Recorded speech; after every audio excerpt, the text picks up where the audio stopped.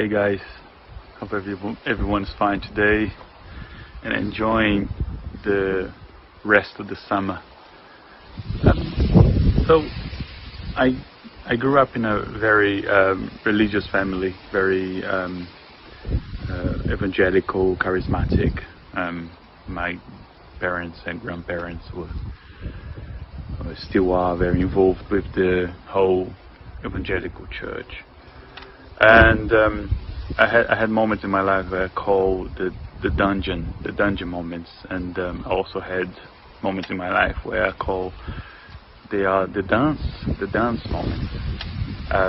So I grew up having to perform and just being judged whenever I failed, and if I didn't perform the right way or didn't get it right at school or didn't behave very well. So that was mainly my childhood, where I had my parents were very loving parents, but my dad always would punish me if I misbehaved in a way it wasn't expected.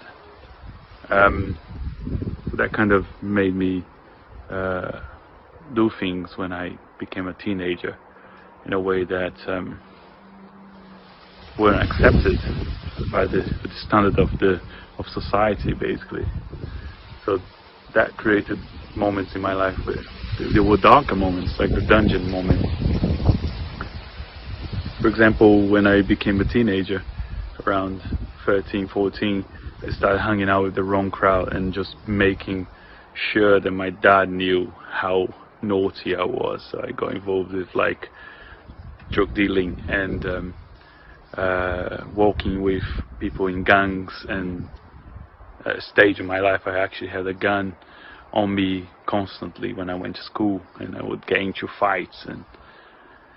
But then, of course, when I was 18, 19, I had an encounter with Jesus, and that changed my life, my perception of who I was, and just understanding that God didn't expect from me a behavior in the same way that my dad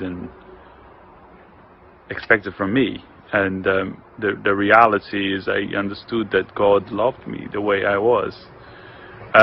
So I gave my life to Jesus when I was 18, and it kind of took me on a roller coaster where I understood that His love was enough, and His acceptance of who I was and who I am is enough. That made a massive change in my life, and the way that I see life today is like almost like the dance of God, and He's taking me out of the darkness and into the light. And now I can see that it doesn't matter what I do, it won't change the way that He sees me. And a life of expectancy, always expecting that God is always there for me, even if I mess up, even if I don't follow the protocol and the standards. Doesn't mean I do naughty things, although I do naughty things. It also means that if I do naughty things, He still loves me.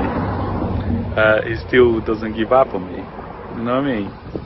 And I think this is fantastic. I think this is the key of Christianity, really, just understanding that it doesn't matter what we do or not do, He's still there, and we can expect more from Him. Hope that's fine.